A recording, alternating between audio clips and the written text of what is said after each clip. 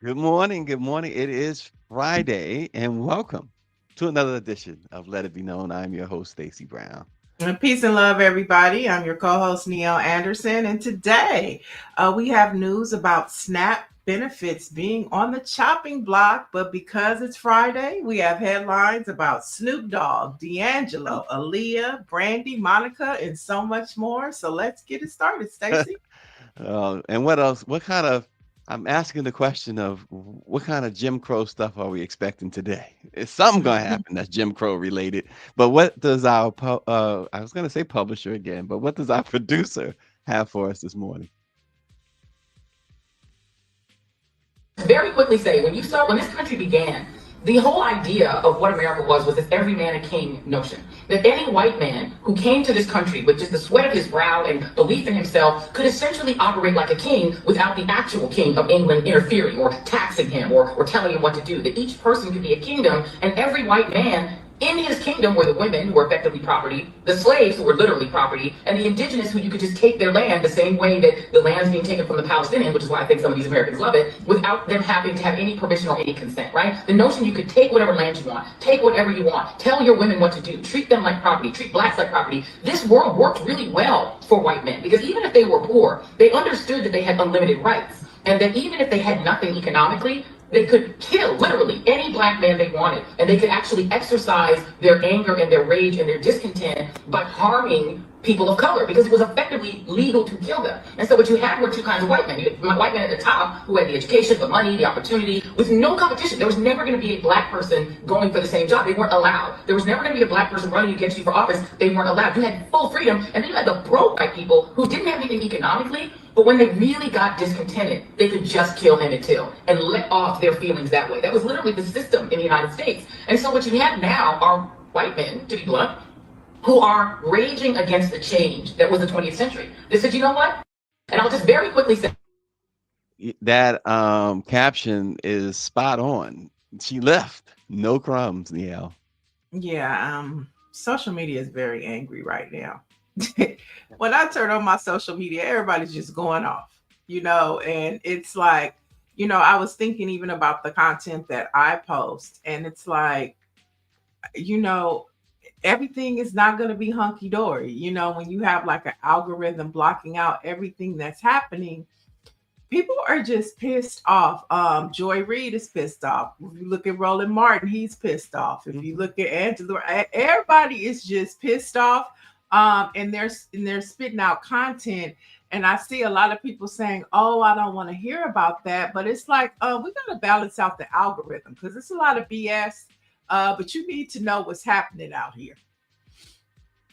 Oh, yeah, and you can't help but to be pissed off. You find you're not gonna be nothing but if you have half of a heart, you're not gonna be anything but pissed off if you look at the news and what's going on. Now you got to find some joy. Last night, I was getting ready. I had a spiritual meeting to go to, and I got a call from like one of my favorite nieces last night, and just Mhm, she doesn't call often. It's not that we don't see each other much, but we mhm, do see each other from time to time. But she called, and first I was like, "Sorry, what's the matter?"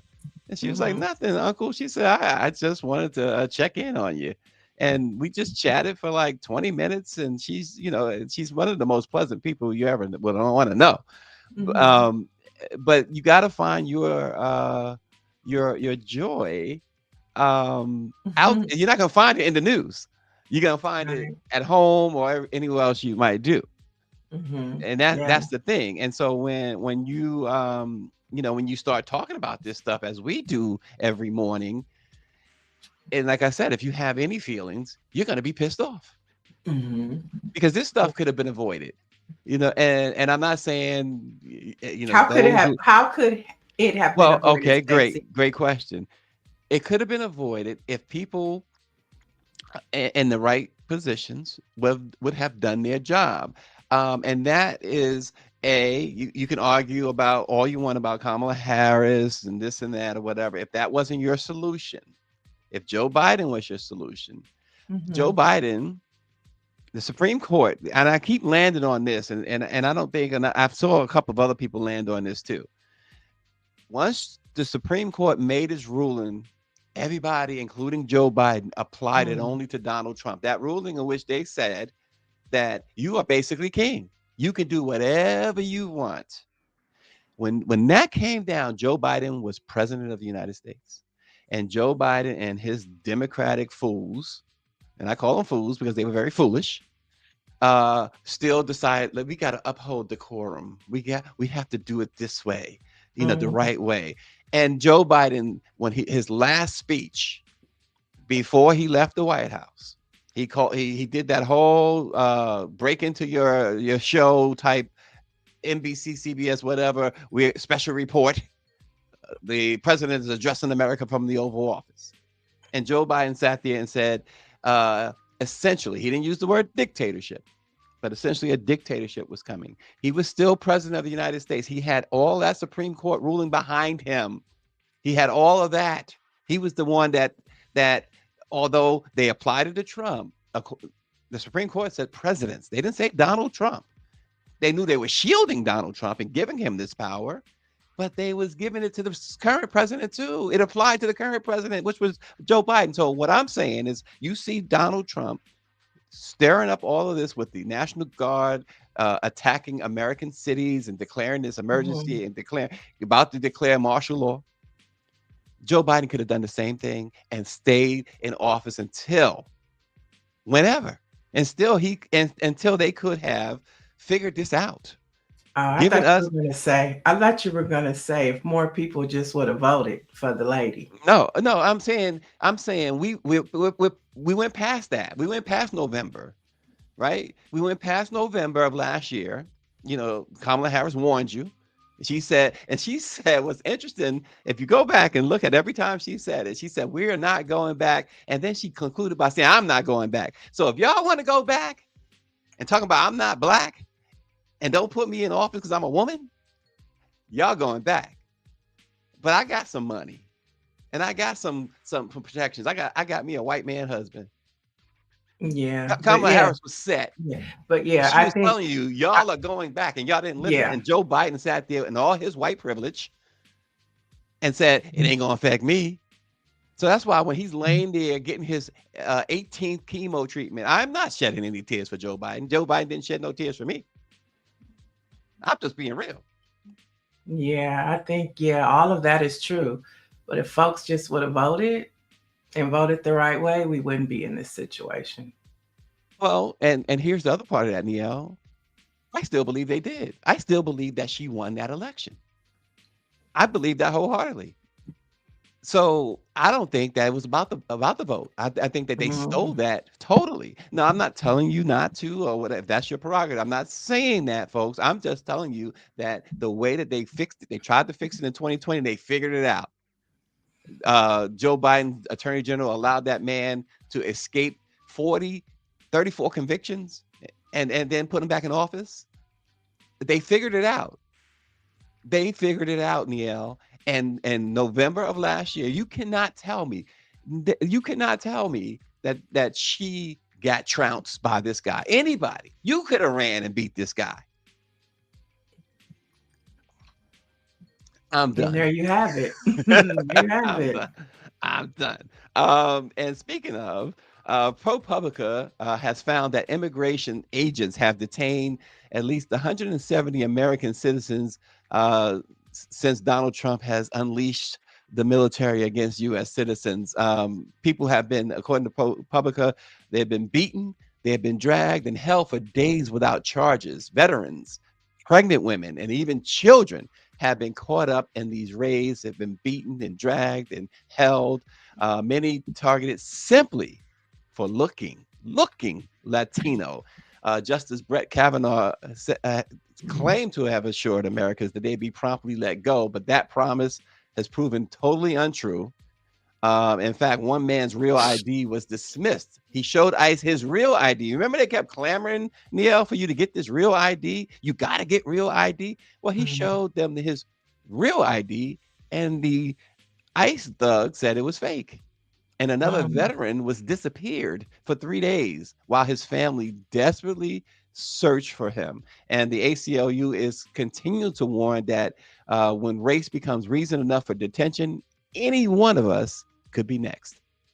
Yo, 100%. Yeah, it's crazy out in these streets. I was talking to a couple of activists yesterday out of Chicago, and they were telling me how they were shot at with beanbag bullets, how ICE is on top of buildings in Chicago like snipers. It is just pure mayhem. I saw that the Mayor Brandon Johnson in Chicago, they have now the right to arrest ICE for, doing indecent or illegal things. So I think that this situation just keeps escalating, and different cities are doing whatever they can to combat this. But this thing is totally out of hand, and it's only going to get worse. And I think tomorrow, when we look at the No Kings protests that are happening all across the country, it's going to be a defining moment to see how this Trump clan responds to an overwhelming response. Millions of people are expected to be out in the streets tomorrow responding to everything that you just said. So it's going to be interesting to see how this thing continues to boil. Yeah, and again, I think it's really going to come down to, like every dictatorship event. The only way this is going to end is an overthrow, and that's just how it happens, unfortunately. Sure. One once one of the most influential, and this is another fallout from all of this. Once one of the most influential political groups in the South, the New Georgia Project, is shutting its doors. It's a stunning fall for an organization that pushed to advance democratic causes for more than a decade. The New Georgia Project's board of directors said in a statement yesterday that the organization and an affiliated action fund are both dissolving, but encourage others to continue supporting, quote, values of justice, integrity, and equity that guided their work. So they have thrown in the towel, Niele. I don't think they've thrown in the towel. It's just they don't have the funding, and their resources are, gone. And you're going to see that happening to a lot of nonprofit organizations that get grants, even from like the city and state, because a lot of those times that funding comes from the federal government. And we've already seen that Vogt, who has replaced Elon Musk, has said that he's going to use this shutdown as an opportunity to get rid of a lot of the programs that service the community across these United States. And so this isn't going to be the first organization, unless these organizations have private funding and these private funders are not afraid of this Trump administration. We're going to see a lot more of this. Yeah, let me just a few comments that we missed. Good morning, Tommy Patterson, Coach Patterson. But Nancy Wall said Joe Biden never wanted to open the envelope where Trump had opened it and thrown it away. Expat says the Dems need to actually have a strong candidate. He says his truth or her truth. I don't know if we established that expat was a male or female, but is that it was not her, it was not Kamala, but I'm sure Kamala, it was not sure. But I am sure there is someone that is better. Anybody should have been considered better than what you got. Anybody. Heck, Mitch McConnell, which we will talk about next, would have been better than Donald Trump. I mean, I think that every politician, every organizer, every organization all say they did not expect this. They expected Trump 1.0.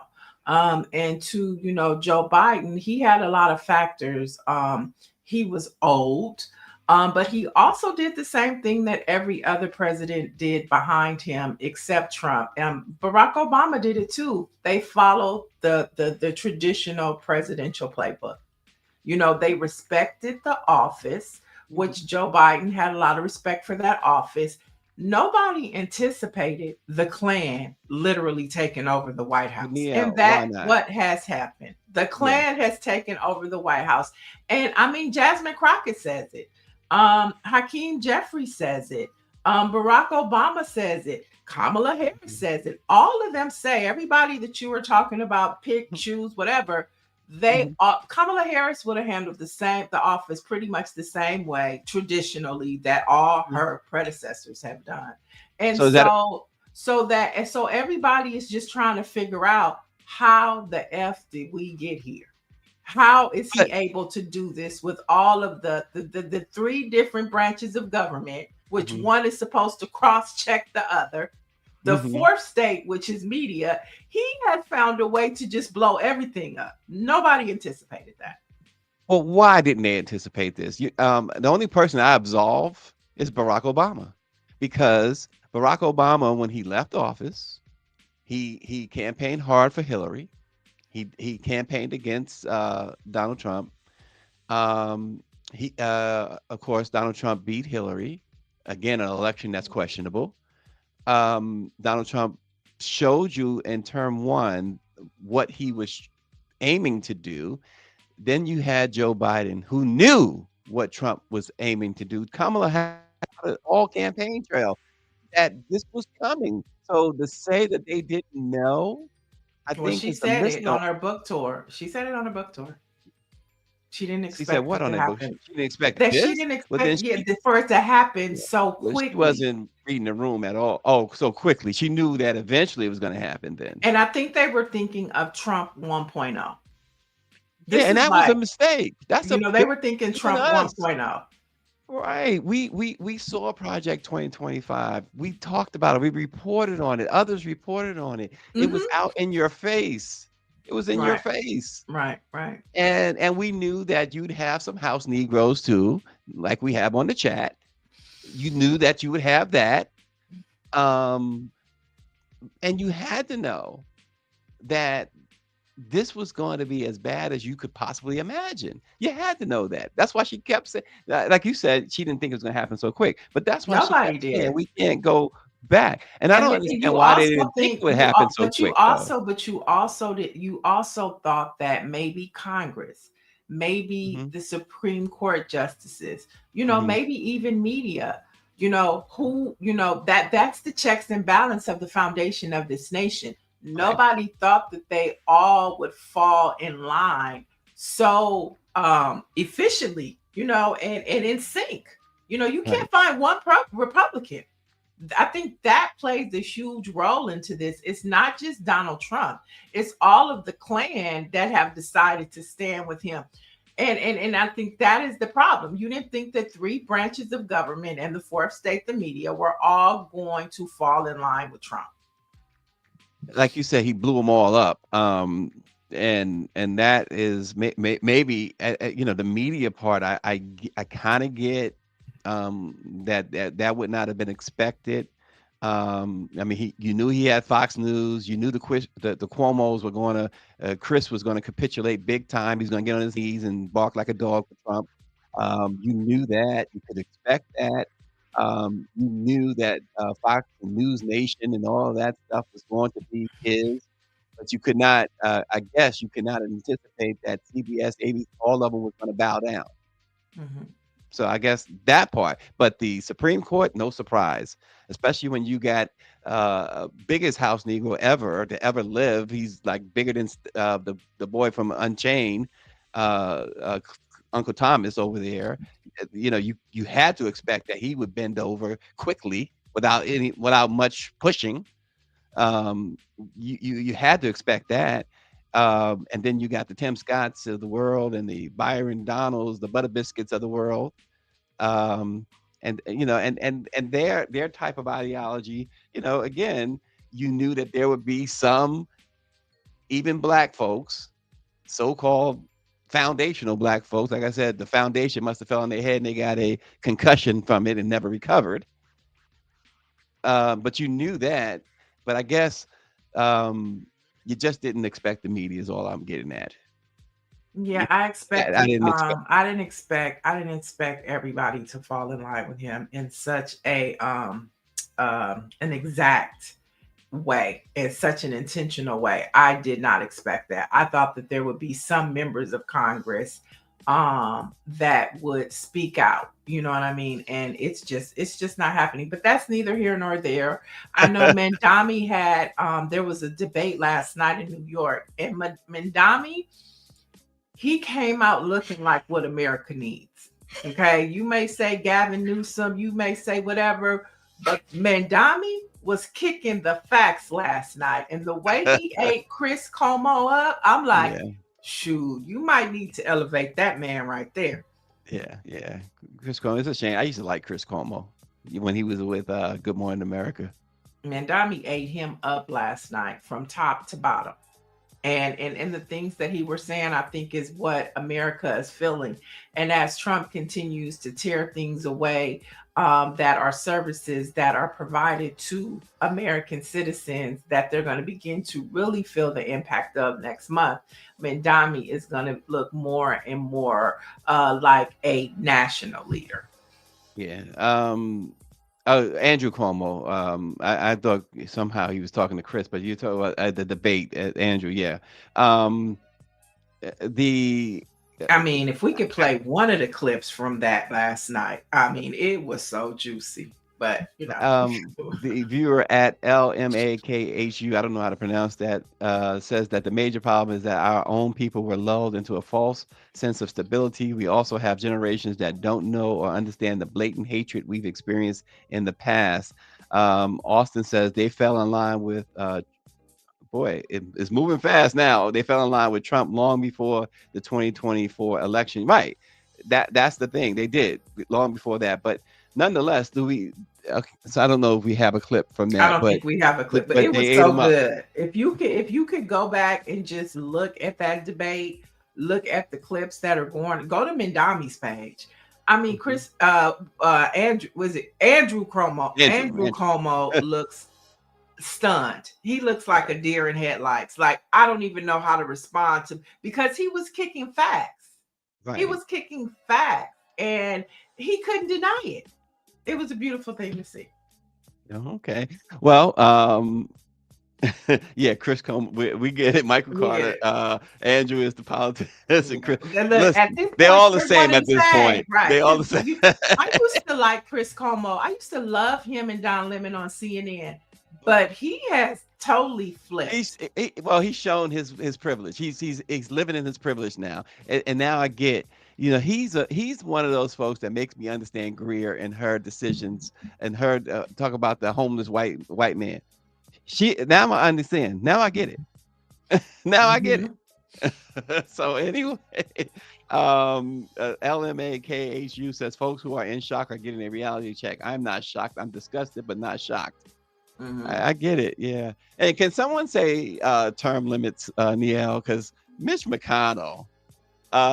Michael Harriot did a great post on social media about Mitch McConnell's fall. Michael Harriot put a picture of the floor and said that police have identified the subject who assaulted Mitch McConnell, and he had a picture of the floor.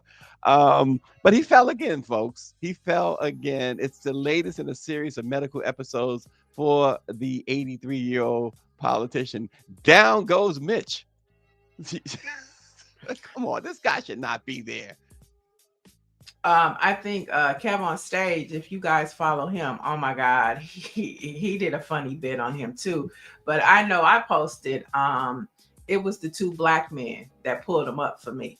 That was like two black men, one to the left, one to the right, had to help the man up. I didn't even know this. And as you see, I put happy 30th anniversary of the Million Man March, because it happened to two black men. Had to pick him up and get him on his way. The same two black men that he's probably, whose families he's probably going along with, taking all of their rights, taking all of their benefits, you know, and two black men. I didn't even know. Of course you would notice that. Power to the people. But Nancy Wall says, will someone please pull his card? Coach Patterson says, fell over an invisible line. And okay, so our homegirl says her name is Imaku. Oh, I like that. Imaku. All right, I like that.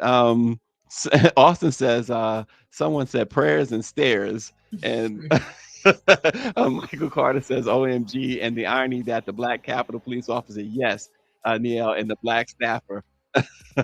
and yes, Nancy, he probably called them boy. Exactly. Right. Yeah. Oh gosh.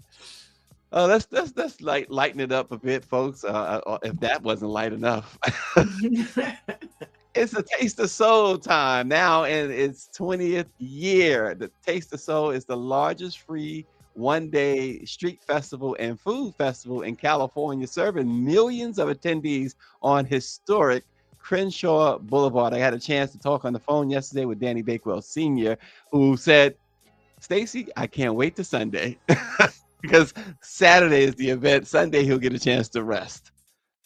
Yeah, today we're all headed out to Crenshaw and Obama actually this morning at 7:30, where Mr. Bakewell will be honored with the street dedication. Right, like I could walk to it right on. So we're headed there this morning at 7:30 to celebrate him. And yeah, it's like it's the biggest festival, one day free festival in LA.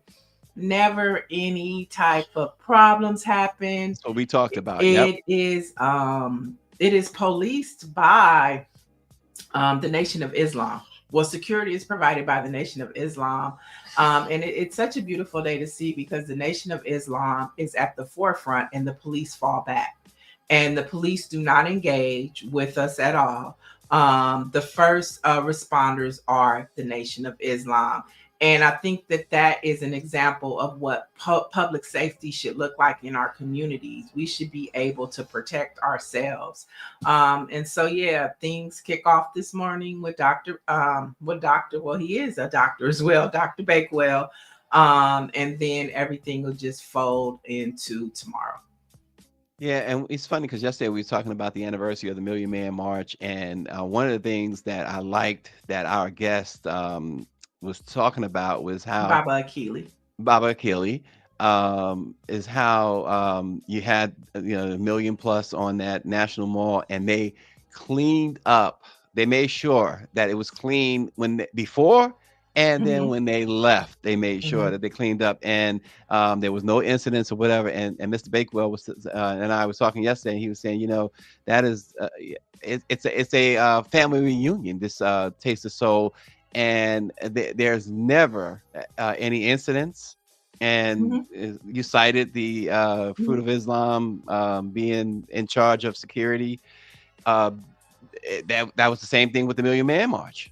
Yeah, it's a beautiful thing to see at the end of the night at 7:00, when the festival is being shut down. There's like maybe how far back that crowd goes. Yeah, at its peak, it's had over 300,000 at its peak during the course of the day. It takes maybe about 20 blocks, starting at Obama with Stevie Wonder's radio station KGLH. They have a stage. You have the Brenda March Mitchell gospel stage. And a funny fact, there probably would be no Taste of Soul without the collaboration of Kathy Hughes and Radio One. Because I've been there since the first one. I was working at Radio One at the time, and it was a partnership between Radio One and the LA Sentinel. And it wouldn't have happened without two Black women, so to say, Kathy Hughes and Brenda March Mitchell. Brenda March Mitchell was Mr. Bakewell's right hand, and most things move because of her. And so she has a stage, which is the gospel stage. And then the other anchor stage, of course, is the Bakewell Media stage. But it is a full-blown community event. It brings all agencies. And then, all of the politicians come. Every politician, every Black politician in LA County shows up. And so, it's a beautiful day. It's a beautiful community day. This is the 20th anniversary. And so right now, they're right in front of the Sentinel right now at 5:00 in the morning. With the mini Taste of Soul.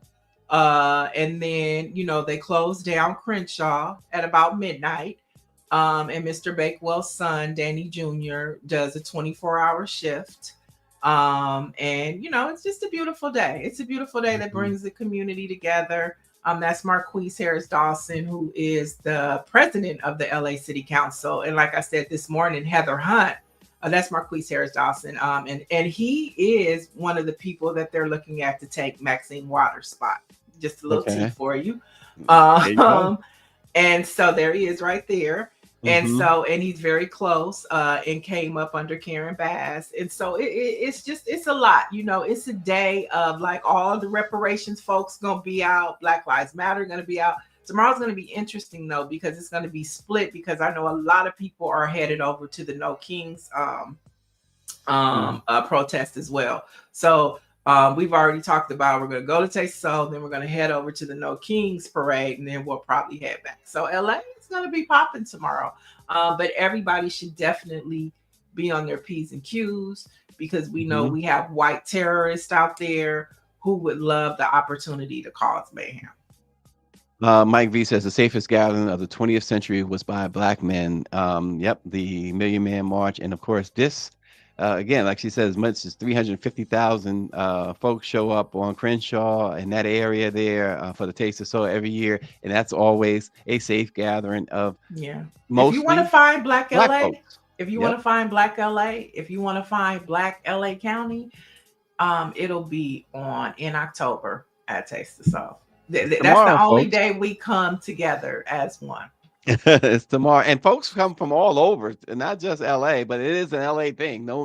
But make no mistake about it. But folks come from all over for Taste of Soul. So 20 years, congratulations to the Bakewell family. And to the LA community and too. to the LA community. Yep. Yeah, because it wouldn't happen. It would not happen. And like you said, Kathy Hughes, the agencies and things like that. And Radio 1 is not in LA anymore. And that's when Stevie Wonder's radio station, KJLH, came in. And shout out to Ron Turner, because he's been there since day one too. He started with Miss Brenda with Taste of Soul, and now he's over at KJLH. And so he handles, the KJLH stage. But this is truly a community event, and it wouldn't happen without the city of LA, the county of LA, the Nation of Islam, the trash services, the Baldwin Hills Mall. This, when you have these weekly meetings and you have over 100 people from different agencies across LA County sitting at the table trying to make an event that is beautiful for the community, it's an awesome thing to see. So congratulations to everybody, and happy birthday to Mr. Bakewell, because it's always around his birthday. Yeah, he's turning 80. Wow.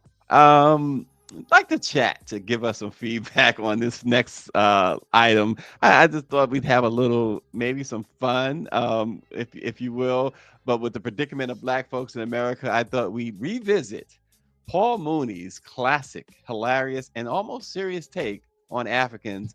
I don't know if we have the clip, but if we have the clip, it would be better for us to play that. There we go. Is that it? That's not it. Okay. So basically, what he said is that Africans, he says, I can't stand Africans. He says, I don't like Africans because they have attitude. He says, they have attitude toward us and they act like they mad at us. He says, but you got it twisted. We are mad at you. We waited and nobody came for us. He called them punks, and he said any other race would have declared war on America and asked for their people back. He said Africans wrote us off like a bad check. Then they gonna go show up 400 years later with a briefcase full of watches. He says, I don't need no watch. I know what time it is. But the point, Niel, he was making, and I gave it some thought after listening to this. I came across people, for some reason, Paul Mooney is dominating on my timeline, and this came up. Yeah, I don't know why. But the part where he said that Africans, anybody else would have came for their people when American and Great Britain took our people and brought us over here. Anybody else would have came for them. He's like, okay. He says, he's like, where were you? Where were you? Mm-hmm. And Imaku says it's truth. Yeah, for sure. I always have this conversation with J. Anthony Brown about what like a Paul Mooney or Dick Gregory or Richard Pryor's comedy live in today's time with the cancel culture and people's feeling so hurt. But I had the honor of hosting Paul Mooney as well as Dick Gregory at the J Spot. And when I tell you, baby, I know. I mean, the knowledge in just the comedy, the Mhm. knowledge of self and of black pride within the jokes was just an awesome thing to see. I wish we could get Rudy. I hope Rudy is okay. Rudy managed Paul Mooney. And he was responsible for him and his caregiver up until his death.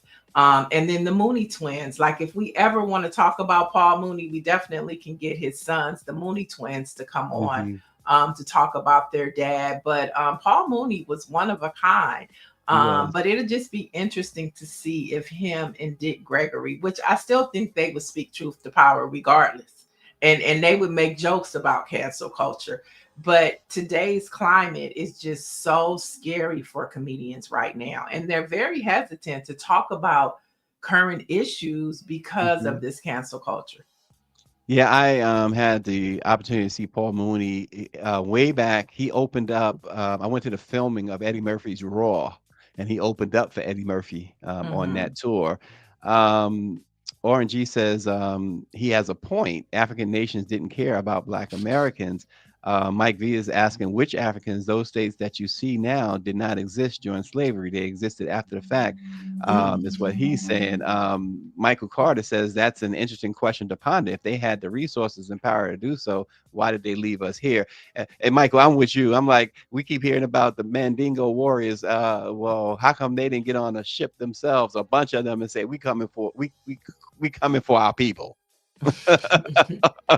And Claudette Perry, she says she loved Paul Mooney. Paul would not feel accomplished at any of his shows until a white person walked out. Yes. She said, I don't even know why they even. But you That's know what? hilarious. But you know what? When we had like we produced like 4 shows for him, and it was Uh-huh. full of white people, him and Dick Gregory. I mean, And white folks walked out. what? No, they didn't. They didn't walk out. You know, they might have turned red while they were laughing. I mean, Pink. red as a beet.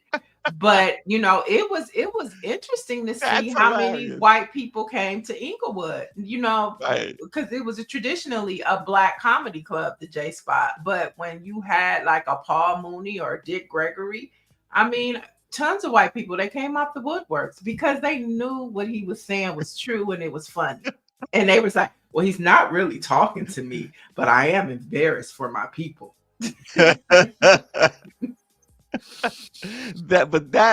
Man, that's hilarious. So that's what his goal was. Make sure that he told it like it was, to the point where white folks just got mad and it was like, I'm out. Hmm. She says, I've seen him several times, and I've seen him several times, and when they walk out, he say, there they There they go. go. Oh man. Well, what else you got this morning, Neil? So some good news. Some people are standing up to the Trump administration. So far, USC, Brown University, University of Pennsylvania, and MIT have announced they will not sign Trump's Compact for Academic Pledge.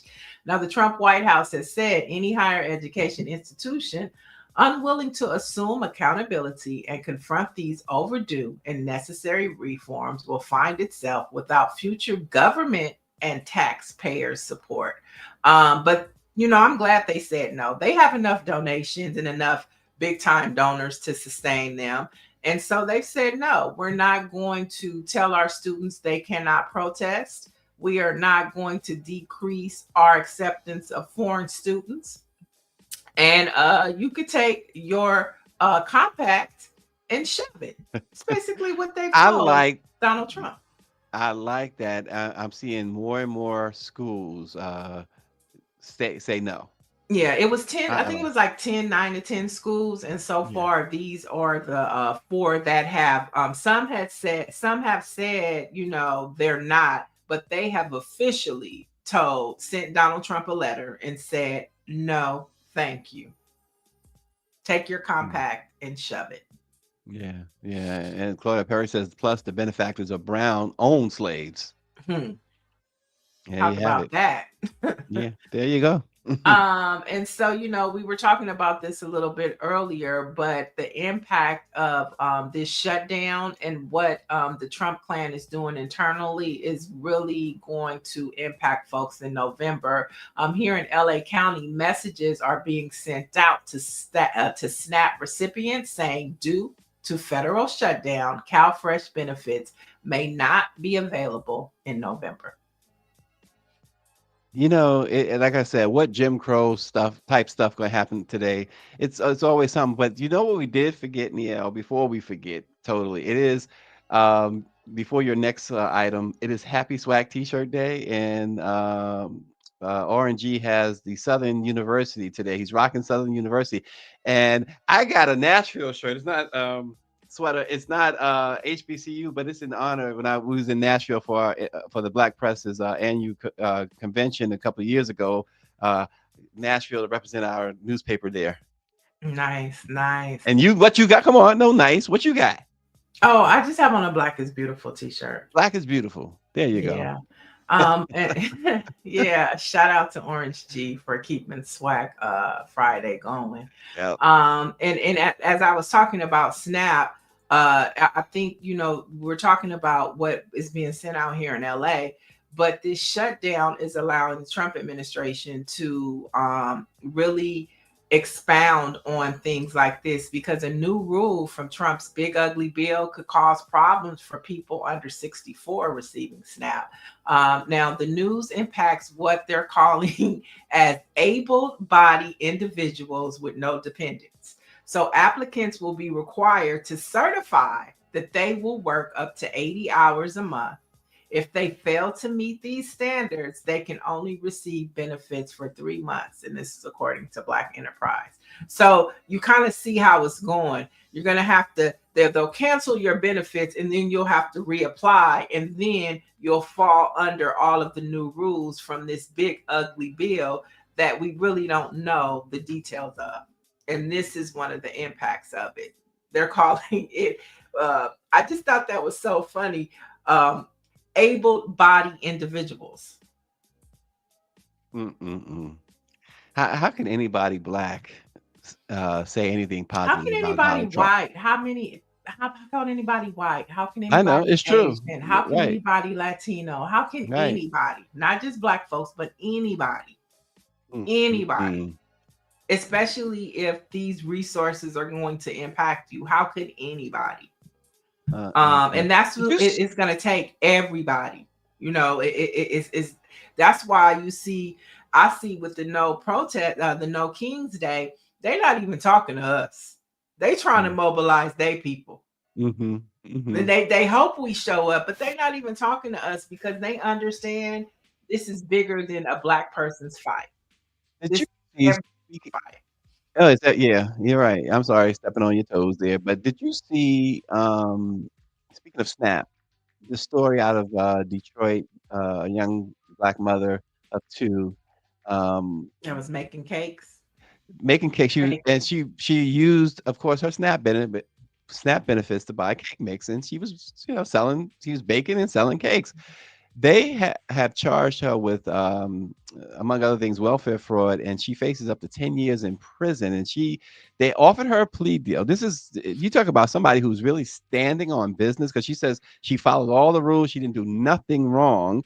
They offered her a plea deal in which she would get, not only would she not get jail time, but she wouldn't have this on her record. I guess the punishment would be that she would lose her benefits. But she rejected the plea deal. And now if she gets convicted at trial, she can get 10 years in prison. But how outrageous is that? So you're telling me that this enterprising young woman decides, okay, she's getting SNAP benefits. There's nothing wrong with buying cake mix, which SNAP benefits, at least from what I understand. There's no guidelines against that. You can't buy cake mix. Otherwise, I guess the store wouldn't have sold it to her. And so she decides to sell cakes. Am I missing something, Neil? I mean, correct. Well, I mean, as far as I see, going back up to what they said, able bodies. I mean, she's putting in her 80 hours a month. There you go. She's a baker. There you go. Is a baker. And she's Right. putting it, maybe we need to send her attorney this new big ugly bill clause, because that, to me, that's 80 hours. I'm in my kitchen baking. I'm gonna sell these cakes, a day's work for a day's pay. I thought that's what you was talking about, Trump. I thought And that's what we yes, was talking about. uh, We were trying to be self-sufficient. right. So, And me, yep. As Mike V says, meanwhile, Favre has never faced any consequences for his involvement in the alleged welfare fraud there in Mississippi. What was it, 90 something million in total that the state said was siphoned off of welfare by Mhm. these wealthy people. And there's a young Yeah. lady in Michigan. Yeah. Yeah, I mean, white privilege is so real. It's so real. That's what I Um, said. I've learned now not to no longer laugh at Greer and her decision to bypass homeless white people on the street. for sure, for sure. Um, for 100%. Um, and so let's talk about Snoop Dogg for a minute. It looks like Snoop has had a change of heart, y'all. He has added the queer characters to his animated children's series Doggyland, which is available on YouTube and YouTube Kids. Now, the new content includes a song titled Love is Love in partnership with the queer advocacy group GLAD. Now, the episode also includes a song and visuals that celebrate diversity in families, showing pups with two fathers and two mothers. Now, the lyrics state, our parents are different, no two are the same, but the one thing that is for certain is the love won't change. So Snoop has gone from going to the movies with his grandchildren and saying, no, what is going on, to now embracing Wait a minute. GLAD and incorporating queer Oh my community in his gosh, cartoon. Snoop, Snoop, Snoop, Snoop. First and foremost, before I even address the Snoop thing, let me just quickly address X-Pac. No, I didn't say I advocate anything. I said I'm not going to argue with my producer about her decision to not give anything to white men. So let's be clear. But nonetheless, I'm not going to go back. I'm going to go forward. Snoop is either and I'm not even gonna go either or. I'm gonna go this way with Snoop. That was a marketing ploy from the beginning, wasn't it? That whole movie stunt with his was his No, nephews or grand I no? think that Snoop is just trying to, he don't want no problems. He don't want no Snoop don't want problems. problems. Mm-mm. He got I don't 99 want no problems and this problems. won't be one of them. His son is younger. They probably told him, Pops, Niel, Eh, Mike V said for shizzle, Niel. yeah, I think that he didn't want no problems. I think that he was very authentic when he responded the way that he did. Like what? And now that This he's is gotten all this backlash, and his kids are probably like, yeah. Dad, and his team was like, here. And guess what? Now, Let me tell you problem something. solved. Snoop Dogg is probably quietly the most brilliant entrepreneur to ever come through the hip hop community ever. This guy is amazing. He's amazing. He's Right. amazing. He's absolutely amazing. How many Mhm. times has this guy reinvented himself? And I, without reinventing himself, he still without we smokes right weed. because he's Smoke still weed every right. day. Still smokes weed every day. Gets high as a kite. I get high, high, high. Snoop gets I high mean, every day. He every has day, not every changed day, at all. He has not changed at his core of who he is. right? But I mean the whole the Martha Stewart stuff. This He's guy is getting just her high. He's getting Martha and high. getting Martha Stewart high. Martha Stewart went to the penitentiary and said, "I know who to call." you know and most people can't, like, look, Dave Chappelle, he still gets smoke from GLAD in the queer Mhm. community. Snoop was able to take those lemons and make some lemon cartoons, for the kids, and it's sweet, and everybody, and now he's interviewing with GLAD, has the man from GLAD singing the song, and now he's back in their favor and grace. This guy is, for somebody who smokes weed so much, he is brilliant. Maybe I Michael need to. says I'm giving him the side eye. I hear you, Michael. Oh my gosh. But yeah, That, so Snoop has once again come back from, he had a bounce back from doing the inauguration. has he ever Then through and did a comedy stand up at one of your clubs? yeah, he actually, and Snoop is a good tipper. Snoop tipped me $500. Okay. We were at the J Spot, and at the time he was producing comedian Red Grant. Red Grant is out of DC. Red Grant did a music album, and he did a comedy show, and so he did it at the J Spot. It was executive produced by Percy, Big Percy, and Snoop. Snoop came through, did 2 shows, ordered a shrimp and seafood platter. I bought it to him, and at the end of the night, he tipped me $500. I was like, my And man. you didn't even have to smoke any weed with him. I have smoked no weed. Wow. I have to, he's just a great guy. Okay, his compound is right. It was right around the corner from where the J Spot used to be. He's right in the center over there between Inglewood and Westchester. Just a great guy. Now he didn't tell no jokes, but Oh, okay. Red Grant told all the jokes. But he did come and he kicked it at the J Spot. Sure did. Okay, Claudette Perry says Snoop probably has a gay grandchild, and Dr. Nicole says, and he's headed back to the Olympics too. Wow. Oh, Yeah, he's everywhere. no, actually, Mike V, I will not be at Houston at Afrotech. I won't. But that is a bucket list of mine. Oh, okay. And yes, you have forgotten him and Nelly at the inauguration too. Yep, we have. He has, because he said that he did it for the community, and Snoop does invest a lot in the community here. I mean, he has his football league. He has this annual turkey drive. I mean, he does give back to the community in ways that he never even talks about. So, I don't know. X-Pac, we didn't avoid your comments, X-Pac. I read your last comment. I can't find another one except he says, "Nice to see you avoid my comments." No, we're not avoiding your comments. We don't do that. No, you tune in from far away. We appreciate you. You Yeah, we make us appreciate you. worldwide. There you go.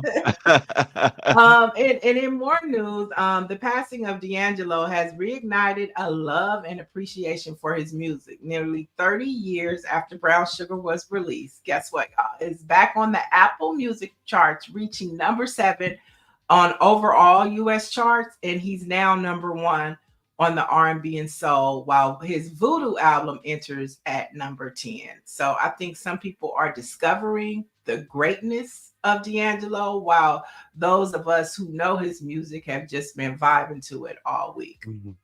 Well, Imiku, no, it's not a short memory on my part. I mean, Nielle has explained why she thinks Snoop did what he did, why she feels he did what he did for the community. I do not excuse anybody doing anything with and for Donald Trump. He and Nelly, I've crossed them off my to listen to list a long time ago, but I can at the same time can appreciate that this guy, and can give him his props that Snoop is like an amazing businessman. Doesn't mean I like him or I like what he did, and we'll never forget that. So Well, I that's don't have a problem. I don't have a problem with Snoop, and everybody makes decisions that, for whatever reasons, they do. I don't have a problem with them. yeah. And moving on, after selling out almost immediately, Mattel is bringing back the Aaliyah Barbie doll to honor the late princess of R&B. When it first came out, it sold out within 24 hours, and so they're bringing it back. So if you want to get one, head on over to Mattel and check out when they're dropping. And yes, RIP to D'Angelo and to baby girl Aaliyah. Yeah. And finally, speaking of women of R&B, Brandy and Monica kicked off their The Boy Is Mine tour last night to a sold-out house in Cincinnati. And of course, Kelly Rowland is also on that tour. And so the ladies brought it. Their fashion was excellent. They look gorgeous. They brought the funk, and it looks like they are sharing the main headline set. So kind of like SZA and Kendrick Lamar. It's not like you go first, then I go. It's like they're combining their sets to where, but into like maybe on the Run tour, Jay-Z and Beyonce. I do my set, I'm gonna go change, you come out, then you go change, and then I come out. So it looks like it's a perfect combination.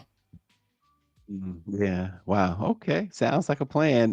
Mike V says he wishes the Black Press would host a panel about Black men and health disparities. So many Black men are dying before 60. We do have those panels at our conferences, Mike. Perhaps we can arrange something more public. What else you got, Neil?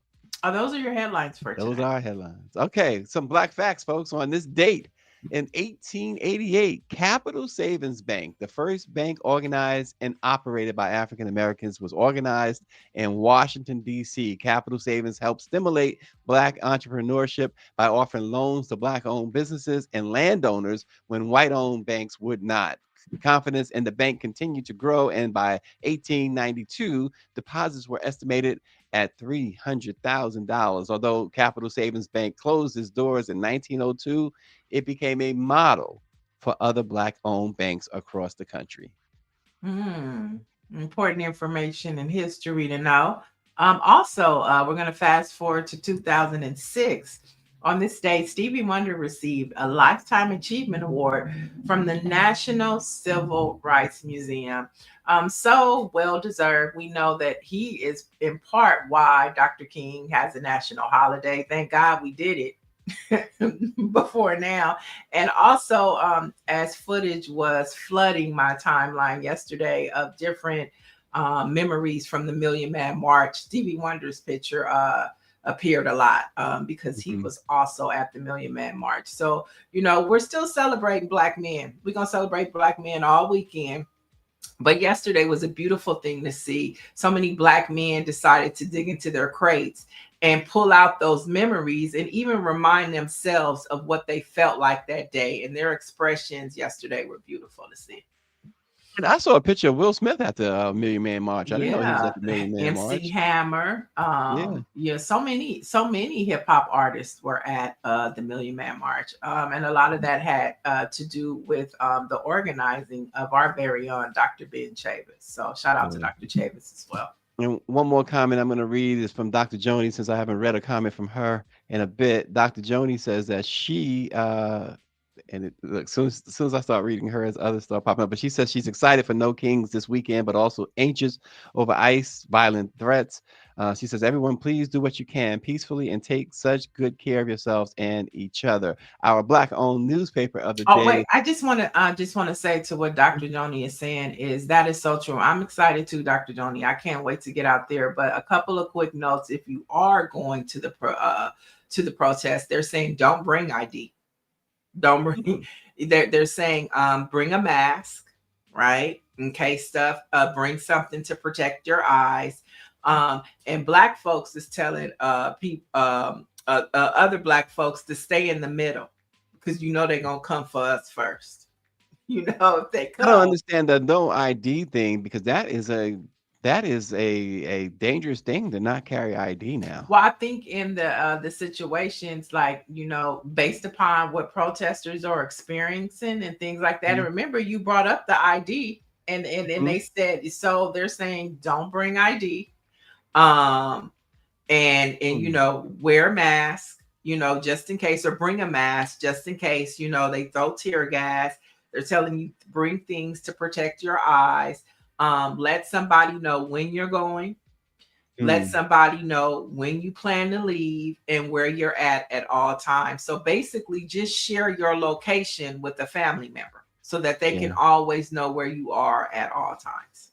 All right. The Black-owned newspaper of the day is the Capital Outlook. The Capital Outlook is South Florida, I should say, is the leading publication for mature and forward-thinking African Americans. Each issue of the weekly newspaper is devoted to journalism that makes a difference and fosters change. The Capital Outlook, folks, check them out. And for the latest in Black news, a lot going on this weekend.